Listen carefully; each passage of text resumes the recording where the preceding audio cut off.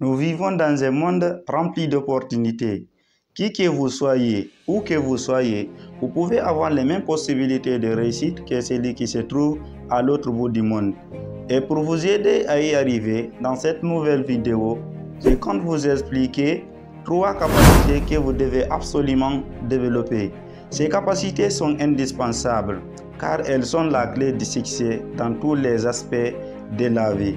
Alors, je vous invite à suivre la vidéo jusqu'à la fin, car la 3e capacité est l'une des plus importantes que vous devez absolument connaître et utiliser. La première capacité que vous devez développer, c'est la capacité intellectuelle. Napoléon Hill, dans son livre intitulé « Les lois du succès », affirme que le plus grand capital est le cerveau. Ce qui veut dire, au lieu d'abord de chercher à avoir de l'argent, investissez en vous-même, car on dit que le meilleur investissement est cet investissement qu'on fait sur soi. Donc, cherchez à développer votre intellectuel.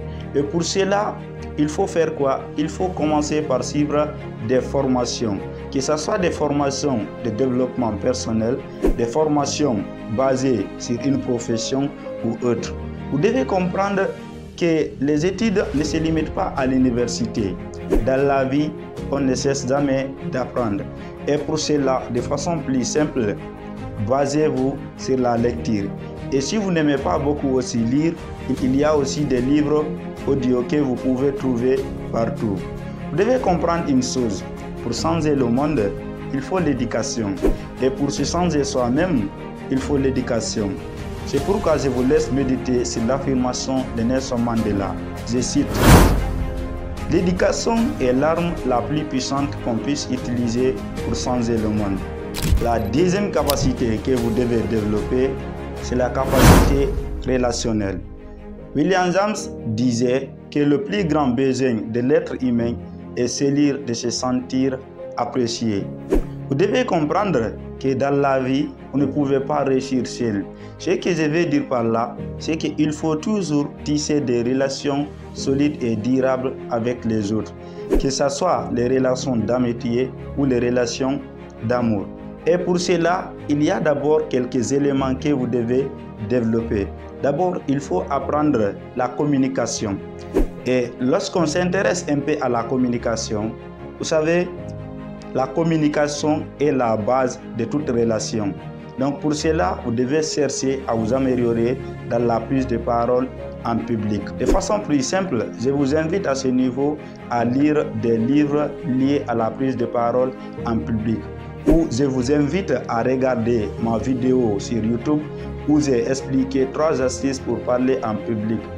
En ce qui concerne la communication, après avoir fini de développer la communication, vous devez aussi essayer de jouer sur l'émotion. Vous savez, le plus souvent, quand vous communiquez avec une personne, poussez la personne à parler d'elle-même.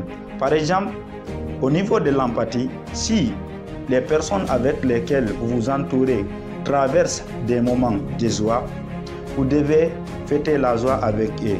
Et si ces personnes-là aussi traversent des moments de tristesse, vous devez compatir avec eux. Je vous dis une chose, si vous ne croyez pas à l'importance de développer des relations solides et durables, observez un chariot qui perd une roue en plein mouvement. Vous verrez qu'il est nécessaire pour vous, en tant qu'être humain, de tisser des relations solides et durables. La 3e capacité que vous devez développer, c'est la capacité financière.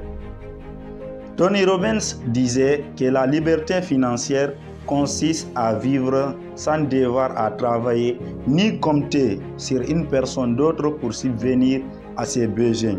Ce qui veut dire, avant même d'abord d'atteindre la liberté financière, il faut d'abord développer des compétences en gestion financière personnelle. D'ailleurs, dans ma dernière vidéo, j'explique cela. Donc, pour développer la capacité financière, il faut d'abord apprendre les bases de l'éducation financière. Et pour cela, il y a des tas de livres qui parlent de cela. Déjà, les livres qui m'ont beaucoup impacté, nous avons Père riche et Père pauvre de Robert Kiyosaki. Il y a La sœur de ma mère de Ricardo Kaniyama et Réfléchissez et devenez riche de Napoléon Hill. Vous savez, le plus souvent on dit que nous devenons ce que nous lisons. Donc, il est probable lorsque vous lisez des livres de développement personnel et que vous suivez des formations sur la gestion financière, vous aurez développé des compétences qui vous permettront de gérer vos finances. Lorsqu'il s'agit de gérer ses finances, il faut prioriser quoi? Il faut prioriser vos dépenses et il faut dépenser en fonction de votre revenu. Si vous savez que dans le mois vous ne gagnez qu'une valeur de 500 €, ne visez pas des dépenses qui vous pousseront à dépenser plus de 600 €, voire 700 €. Si vous aussi vous connaissez quelques aspects de sa vie qu'il faut développer pour réussir, n'hésitez pas à le dire en commentaire. À présent, si vous n'êtes pas encore abonné à ma chaîne, je vous invite à vous abonner dès maintenant et à activer la cloche de notification. Et si vous êtes encore très gentil, n'hésitez pas à me laisser un gros pouce bleu car ça m'encourage. C'était Alpha Diallo pour vous motiver et vous aider à améliorer votre personnalité. Rendez-vous la semaine prochaine pour une nouvelle vidéo. Merci.